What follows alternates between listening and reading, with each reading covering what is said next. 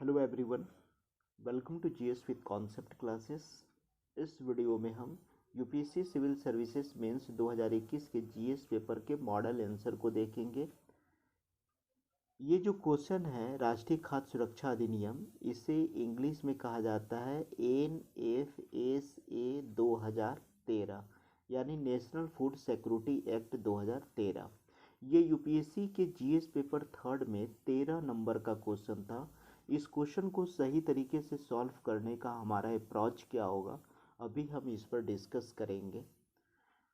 दूसरी इम्पॉर्टेंट बात है कि मैं हमेशा आप लोगों को रिकॉल करवाता हूँ कि यूपीएससी वाले जीएस पेपर के क्वेश्चन को आप लोग देखा कीजिए, क्योंकि स्टेट सिविल सर्विसेज में वहाँ से क्वेश्चन डायरेक्ट या इनडायरेक्ट तरीके से पूछे जाते हैं। यूपीएससी जीएस मेंस वाले ही क्वेश्चन को घुमा फिरा करके स्टेट सिविल सर्विसेज में पूछ लिया जाता है। आप बीपीएससी के क्वेश्चन बैंक को आप देखेंगे और यूपीएससी के क्वेश्चन बैंक को, तो बहुत सारे क्वेश्चन आपको पता चल जाएगा कि ये यूपीएससी से उठाया हुआ क्वेश्चन है। इसलिए आप लोग यूपीएससी के क्वेश्चन पेपर को देखा कीजिए, ठीक है।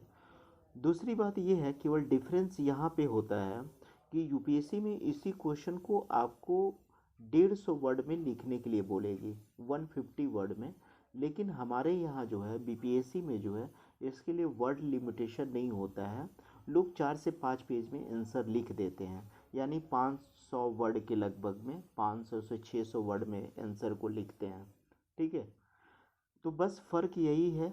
और एक बात और भी है कि कुछ फ्रेंड्स ऐसे हैं जो हमें हमेशा सपोर्ट करते हैं, उनको वेरी वेरी थैंक्स। जैसे रामानुज पांडे हैं, राकेश यादव हैं, मिश्र कुमार हैं, मनीष विनीत है, बीपीएससी पोर्टल है, और भी कुछ लोग हैं, 2 4 5 लोग जो इस चैनल को हमेशा सपोर्ट करते हैं और बिल्कुल मेरे कंटेंट को सही तरीके से इस्तेमाल करते हैं।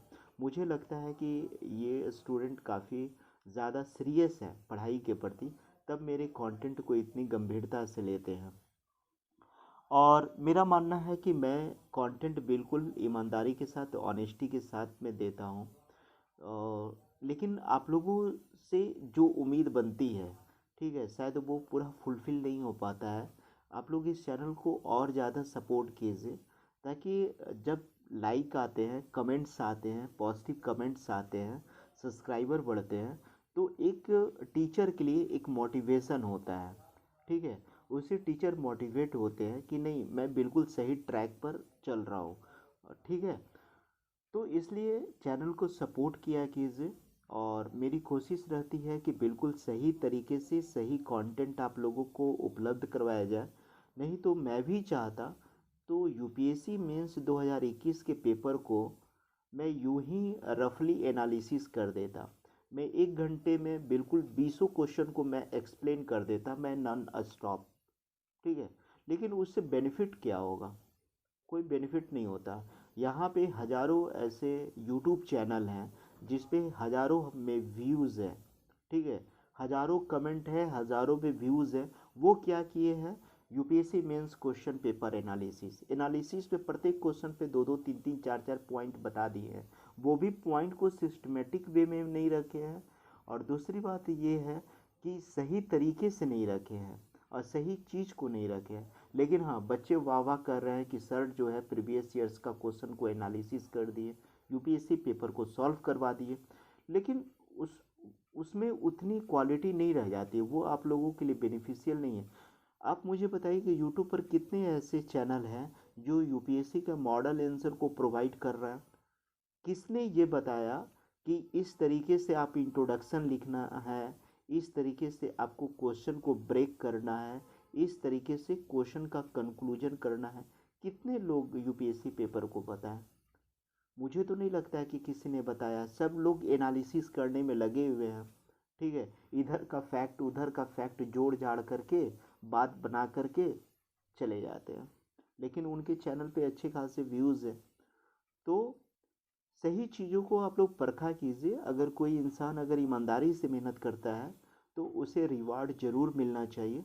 और मैं बिल्कुल ईमानदारी से मेहनत करता हूँ, तो आप लोगों का सपोर्ट का मैं उम्मीद करता हूँ, ठीक है। चलिए ठीक है, और अब हम लोग अपने सेशन की तरफ आते हैं। हमारा क्वेश्चन है राष्ट्रीय खाद्य सुरक्षा अधिनियम 2013 की मुख्य विशेषताएं क्या है। खाद्य सुरक्षा विधेयक ने भारत में भूख तथा कुपोषण को दूर करने में किस प्रकार सहायता की है। देखिए ये क्वेश्चन बहुत सिंपल है। ठीक है, इस क्वेश्चन के दो पार्ट हैं। ठीक है, अगर क्वेश्चन आप लिखेंगे तो इस क्वेश्चन को तीन पार्ट में आप डिवाइड कर दीजिएगा। फर्स्ट में क्या करना है आप लोगों को, इंट्रोडक्शन जब आप लिखेंगे इंट्रोडक्शन, तो इसमें नेशनल फूड सिक्योरिटी एक्ट 2013 की जो जो विशेषताएं हैं, जो जो प्रावधान है, जो जो क्राइटेरिया है एक गरीब व्यक्ति को अनाज लेने का, ठीक है, वो सारे क्राइटेरिया को लिख देना है इंट्रोडक्शन सेक्शन में। ठीक है, दूसरा है कि खाद्य सुरक्षा विधेयक ने भारत में भूख तथा कुपोषण को दूर किया है। इस सेक्शन को लिखना थोड़ा सा टफ है। अब इस क्वेश्चन का डिमांड है कि अगर सरकार जो है नेशनल फूड सिक्योरिटी एक्ट लाई है तो क्या हमारे इंडिया में भूख और कुपोषण दूर हो पाया है। तो इस चीज़ को प्रूफ करना है कि भूख और कुपोषण जो है बहुत हद तक अभी हमारे देश में नियंत्रण नहीं है। और इसमें जितने भी रिपोर्ट आए हैं, कोई भी मंत्रालय का रिपोर्ट हो, नीति आयोग का रिपोर्ट हो, FAO का रिपोर्ट हो, FAO का मतलब क्या हो गया, फूड एग्रीकल्चर ऑर्गेनाइजेशन, खाद्य और कृषि संगठन, नीति आयोग का रिपोर्ट हो, तो इसमें आप डालिए और बताइए कि गवर्नमेंट तो इनिशिएटिव ले रही है, गवर्नमेंट स्टेप ले रही है कि हमारे यहाँ गरीबी भूख और गरीबी कुपोषण दूर हो, लेकिन बहुत हद तक मुझे सफलता नहीं मिली है। जितना सक्सेस का रेशियो रहना चाहिए उतना नहीं रहा है। तो आप इसको सेकंड पार्ट में लिख देंगे और थर्ड पार्ट में जो है कंक्लूजन लिखेंगे। तो कंक्लूजन लिखने का तरीका क्या होगा, कंक्लूजन को आप लिखेंगे, पहले तो कंक्लूजन आप निगेटिव से शुरू करेंगे, निगेटिव लाइन से लिखेंगे कि नहीं, भूख और कुपोषण जो है दूर नहीं हुई है, इसमें और प्रयास करने की ज़रूरत है। ठीक है, तो और फिर उसके बाद पॉजिटिव लिखना है। कंक्लूजन कभी भी लिखना चाहिए तो निगेटिव से स्टार्ट करते हुए पॉजिटिव पर कंक्लूजन स्टॉप होना चाहिए। ठीक है, निगेटिव से, और उसी कंक्लूजन का लास्ट लाइन जो लिखेंगे कि फिर भी जो है इससे एक उम्मीद बनती है कि नेशनल फूड सिक्योरिटी एक्ट का जो अपना लक्ष्य था उस लक्ष्य को ये ज़रूर अचीव कर लेगी। हम लोग पॉजिटिव कंक्लूजन लिख देंगे लास्ट वाले लाइन में। ठीक है, तो इसी तरीके से क्वेश्चन को दो तीन पार्ट में बांटना था। बहुत इजी क्वेश्चन था, लेकिन लोग जो है समय के प्रेशर के कारण एग्जामिनेशन हॉल में उतने एक्सप्लेन नहीं कर पाते हैं। तो हम लोग क्विकली इस चीज़ को देख लेते हैं। राष्ट्रीय खाद्य सुरक्षा अधिनियम का इंट्रोडक्शन वाले पार्ट में लिखेंगे कि 10 सितंबर 2013 को भारत सरकार द्वारा अधिसूचित इस अधिनियम का उद्देश्य गरिमापूर्ण जीवन जीने के लिए देश के आम लोगों को वहनीय मूल्यों पर गुणवत्तापूर्ण खाद्यान्न की मात्रा उपलब्ध करवाते हुए खाद्य और पोषण सुरक्षा प्रदान करना, यानी यही इसका था नेशनल फूड सिक्योरिटी एक्ट का टारगेट। क्या था कि वहनीय मूल्य पर, मतलब प्राइस भी, खाद्य पदार्थों का जो मूल्य है, प्राइस है, वो भी ज़्यादा नहीं बढ़ना चाहिए। और आप लोगों को पता है कि इंसान को हमारा जो कॉन्स्टिट्यूशन है, जो संविधान है, वो किसी भी देश के नागरिकों को गरिमापूर्ण जीवन जीने की अधिकार देता है। तो गरिमापूर्ण जीवन कैसे आएगा, जब मेरे पास भूखमरी नहीं रहेगी, गरीबी नहीं रहेगी, मेरे पास कुपोषण नहीं रहेगा, तभी तो गरिमापूर्ण जीवन कहा जा सकता है ना। तो इसी उद्देश्य से नेशनल फूड सिक्योरिटी एक्ट को 10 सितंबर 2013 को सेंट्रल गवर्नमेंट के द्वारा स्टार्ट किया गया था, ताकि वहनीय मूल्य पर, एक सही प्राइस पर लोगों को खाद्यान्न उपलब्ध करवाए जा सकते, जिससे उन्हें पोषण सुरक्षा भी मिल सके और भूखमरी से भी मिटाया जा सके। ठीक है, भूखमरी को भी ख़त्म किया जा सके ताकि वो गरिमापूर्ण जीवन जी सके। इसी क्वेश्चन के पार्ट में आएंगे विशेषता वाले पार्ट में। तो आप इसको कवरेज में बांट दीजिएगा, लाभार्थी में बांट दीजिएगा। कैसे कैसे लोगों को कवरेज करेगा, तो ग्रामीण क्षेत्र के 75% आबादी को और शहरी क्षेत्र के 50% आबादी को। लाभार्थी में क्या होगा कि जो भी व्यक्ति नेशनल फूड सिक्योरिटी एक्ट के तहत, ठीक है, खाद्यान्न या बीपीएल कैटेगरी में रहते हैं उनको 3 रुपये, 2 रुपये और 1 किलो 1 रुपये यानी चावल, गेहूं और मोटा अनाज उपलब्ध करवाया जाएगा। कैसे? 3 रुपये, 2 रुपये, 1 रुपये के हिसाब से बीपीएल में रहने वाले लोगों को। साथ ही साथ क्या है कि इस मूल्य पर प्रत्येक लाभार्थी को 5 केजी खाद्यान्न प्राप्त कर सकता है, 5 केजी। नेक्स्ट है अंत्योदय अन्न योजना में शामिल परिवार प्रति माह 35 केजी खाद्यान्न प्राप्त कर सकते हैं। जो अंत्योदय योजना के तहत जो रजिस्टर्ड है उनको 35 केजी मिलेगा।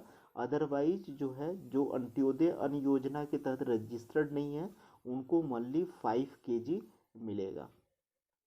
गर्भवती महिलाओं के केस में क्या है कि अगर कोई गर्भवती महिला है, स्तनपान कराने वाली महिला है, तो उनके गर्भावस्था के दौरान शिशु के जन्म के 6 महीने बाद तक भोजन के अलावा 6,000 रुपया मासिक खर्च देगी सरकार, और जिससे इसे मातृत्व लाभ वो प्राप्त कर सकेगी। यानी दो कंडीशन है, बच्चे को अगर जन्म देगी तो बच्चे के जन्म के 6 महीने के बाद उसके भोजन में पोषण युक्त भोजन सरकार उपलब्ध करवाएगी आंगनबाड़ी की सहायता से, और 6,000 रुपया जो है मंथली उसके अकाउंट में आएगा। ठीक है, ये इसकी विशेषता है। और क्या विशेषता है?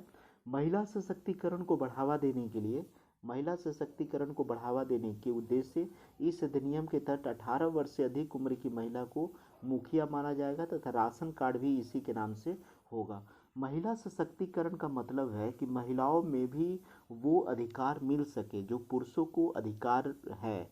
तो महिला एम्पावरमेंट को बढ़ावा देने के लिए सरकार क्या की कि परिवार की वैसी महिलाएं जिनका उम्र 18 साल से ज़्यादा है उनके नाम पे राशन कार्ड बनेगा, और उसी महिला को राशन कार्ड के आधार पे खाद्य पदार्थ उपलब्ध करवाया जाएगा, चावल, गेहूं, मोटा अनाज उपलब्ध करवाया जाएगा। अब देखेंगे इसी क्वेश्चन के नेक्स्ट पार्ट में आएंगे कि राष्ट्रीय खाद्य सुरक्षा अभियान का विस्तार क्या है। विशेषता वाले सेक्शन को हम लोग सॉल्व कर लिए। विस्तार अब हम लोग बताएंगे कि मणिपुर जो है देश के ग्रामीण क्षेत्रों में सर्वाधिक कवरेज सबसे ज़्यादा है। नेशनल फूड सिक्योरिटी एक्ट तो लगभग सभी स्टेट में है मोटा मोटी, तो उसमें मणिपुर का जो कवरेज है ग्रामीण एरिया में वो सबसे ज़्यादा है, 88.56% है, और अंडमान निकोबार द्वीप समूह में सबसे कम है, 29.94 है। ये राष्ट्रीय खाद्य सुरक्षा अभियान का विस्तार को यहाँ पर एक्सप्लेन करना है। ठीक है, इसके पश्चात हम लोगों को लिखना है कि राष्ट्रीय खाद्य सुरक्षा 2013 देश में गरीबी, भूख एवं कुपोषण की समस्या का समाधान हुआ है। नेशनल फूड सिक्योरिटी एक्ट 2013 से देश में गरीबी, भूखमरी और कुपोषण की समस्या का समाधान हुआ है, परंतु फिर भी इसके दायरे को आगे बढ़ाने की ज़रूरत है जो निम्न रिपोर्टों के आधार पर स्पष्ट है। देखिए, अब हम लोग जा रहे हैं थर्ड वाले क्वेश्चन के पार्ट की तरफ। जो ये वाला क्वेश्चन पूछा था ना कि खाद्य सुरक्षा में भारत में भूख तथा कुपोषण को दूर करने में किस प्रकार सहायता की है, तो इसी सेक्शन को अब हम लोग डील कर रहे हैं, सेकेंड पार्ट वाले को डील कर रहे हैं। तो इसमें हम बता रहे हैं कि नेशनल फूड सिक्योरिटी एक्ट 2013 ठीक है, बहुत सारी समस्या का समाधान हुआ है, लेकिन इसे और आगे बढ़ाने की ज़रूरत है। यानी मनचाहा मुझे सफलता नहीं मिला है। ये विभिन्न रिपोर्टों के आधार पर है। कैसे कह सकते हैं? तो पहला रिपोर्ट आप जो दे दिए, फूड एंड एग्रीकल्चर ऑर्गेनाइजेशन का लिखें तथा अन्य अंतर्राष्ट्रीय संगठनों के अनुसार रिपोर्ट में कहा गया है कि भारत सबसे बड़ी खाद्य असुरक्षित आबादी वाला देश है। ये एफएओ का रिपोर्ट है, फूड एंड एग्रीकल्चर ऑर्गेनाइजेशन, और जितने भी इंटरनेशनल ऑर्गेनाइजेशन हैं, अंतर्राष्ट्रीय संगठन हैं, वो कहते हैं कि भारत सबसे बड़ी खाद्य असुरक्षा वाला देश है। ठीक है, यहाँ पे बहुत ज़्यादा आबादी ऐसी है जिनके पास खाद्यान्न पदार्थों की उपलब्धता नहीं है, भूखमरी में जी रहे हैं। ये हम नहीं कर रहे हैं, ये एफएओ का रिपोर्ट कह रहा है। दूसरा क्या है कि वर्ष 2014 से 19 के बीच खाद्य असुरक्षा का दायरा जो है 3.8% तक बढ़ गया है। सोचिए कितनी जो है विकराल स्थिति है। यानी 2014 से 19 तक खाद्य सुरक्षा का दायरा जो इतना बढ़ गया। नेक्स्ट है 2019 में भारत में सबसे ज़्यादा कुपोषित लोग मौजूद हैं। देख रहे हैं ना, भारत की 14.8% जनसंख्या जो है कुपोषित है। तो इन सारे डेटा के आधार पे आपको पता चला कि नेशनल फूड सिक्योरिटी एक्ट तो 2013 में आया, लेकिन उसके बावजूद भी हमारे इंडिया की ये स्थिति बनी हुई है। यानी इन सारे डेटा के आधार पे आप क्या कह सकते हैं, उपरोक्त आंकड़ों के आधार पे आप यही कह सकते हैं ना, यह निष्कर्ष निकाला जा सकता है कि इस अधिनियम को पूर्ण सफलता नहीं मिल पाई है। बिल्कुल हम लोग इसी तरीके से लिखेंगे। अतः अतः इसकी पूर्ण सफलता के लिए इसके समक्ष मौजूद चुनौतियों का समाधान करना पड़ेगा। अगर नेशनल फूड सिक्योरिटी एक्ट जो है अपने टारगेट को अचीव नहीं कर पा रही है, तो इसके समक्ष जितने भी चैलेंजिंग है उस चैलेंजिंग को दूर कीजिए ना। जो चुनौतियां हैं उस चुनौती को दूर कीजिए। तो चुनौती किस चीज़ का है, अनाजों की कालाबाजारी की जाती है डीलर के द्वारा। ठीक है, अनाजों की कालाबाजारी की जाती है, पात्रता प्राप्त लाभार्थी को ही इसका लाभ मिले। आप गांव में देखेंगे कि बहुत धनाढ्य वाले लोग हैं जिसके पास ज़मीन जायदाद बहुत ज़्यादा है, वो भी बीपीएल वाले कार्ड को बना करके जो नेशनल फूड सिक्योरिटी एक्ट के तहत अनाज को उठा रहे हैं। तो गलत लोग उठा रहे हैं ना, तो इसका जो है ये होना चाहिए, सही तरीके से इम्प्लीमेंटेशन होना चाहिए कि सही लोगों को इसका फ़ायदा मिले। कैग का रिपोर्ट क्या कहती है भाई, कैग का रिपोर्ट करती है कि कई राज्यों ने लाभार्थियों की पहचान की प्रक्रिया ही पूरी नहीं की। बहुत सारा स्टेट जो है अपने यहाँ के लोगों को वो पहचान नहीं कर पाया कि किसको में सही रूप में अनाज की ज़रूरत है। तो यहाँ पर भी एक कमी है, कैग की रिपोर्ट है। दूसरी बात है कि आंगनबाड़ी केंद्र में भी प्रदान किए गए भोजन की गुणवत्ता की जांच में निरंतरता है, क्योंकि आंगनबाड़ी केंद्र में ब्लॉक लेवल के कोई ऑफिसर बार बार जा कर के विजिट नहीं करते हैं। तो विजिट नहीं करने के पश्चात क्या होता है कि आंगनबाड़ी केंद्रों में जो है जो खाद्य पदार्थों की जो गुणवत्ता है उसको गिरा दिया जाता है या उचित मात्रा में नहीं दिया जाता, क्योंकि वहाँ पे जो है अशिक्षा भी ज़्यादा है, लोग आवाज़ भी नहीं उठा पाते हैं, गरीब लोगों को पता भी नहीं है कि क्या स्कीम है और मुझे क्या फ़ायदा मिलना चाहिए जो मुझे नहीं मिल रहा है। तो इन सारे चीज़ों को विजिट होना चाहिए एक ऑफिसर के द्वारा। ठीक है, निष्कर्ष हम लोग क्या कह सकते हैं, निष्कर्ष हम लोग कह सकते हैं कि राष्ट्रीय खाद्य सुरक्षा अधिनियम 2013 निश्चय ही भारत जैसे देश के लिए अति आवश्यक है ना, क्योंकि यहाँ पर 21.9% लोग गरीबी रेखा में जीवन यापन करते हैं। हमारे इंडिया में 21.9% लोग गरीबी रेखा में जीवन यापन करते हैं, तथा बिहार जैसे राज्यों में 51.9% लोग जो है गरीबी रेखा में नीचे जीवन जी रहे हैं। जरूरी है इस अधिनियम का सही रूप से क्रियान्वयन की। इस तरीके से जो है आप निष्कर्ष लिख सकते हैं। निष्कर्ष को मैंने निगेटिव से स्टार्ट किया है और पॉजिटिव की तरफ ले गया है कि सही रूप में इसकी सही रूप से क्रियान्वयन की ज़रूरत है। तो इस क्वेश्चन को मैंने देखा, आप लोग देखें कि 2-3 फ्रेम में बांट करके लिखना था, और सबसे ज़्यादा इम्पॉर्टेंट यहाँ पर था इस टर्म को यहाँ पर लिखने में सावधानी बरतना था कि खाद्य सुरक्षा अधिनियम ने भूख तथा कुपोषण को दूर करने में किस प्रकार सहायता की है। तो उतना रिज़ल्ट पॉजिटिव नहीं आया जितना रिज़ल्ट की उम्मीद की गई थी इससे, जो कि मैंने डेटा के आधार पे मैंने प्रूफ किया है, एफएओ के डेटा से प्रूफ किया है कि अभी भी हमारे कंट्री में 2014 से 2019 के बीच जो है गरीबी रेखा में कितना बढ़ोतरी हुआ है। 14.9% लोग अभी भी बिल्कुल गरीबी रेखा में जी रहे हैं, जिनके पास जो है भोजन की उपलब्धता नहीं है, कुपोषण की समस्या से ग्रसित है 14.8%। तो इस तरीके से क्वेश्चन को हैंडल किया जा सकता था। इस क्वेश्चन को मैंने लगभग जो है 200 से 250 वर्ड में लिखा है, जो कि बहुत कम वर्ड में लिखा है। यूपीएससी तो 150 वर्ड का डिमांड करती है। ठीक है, और चलिए ठीक है, okay bye, thank you very much.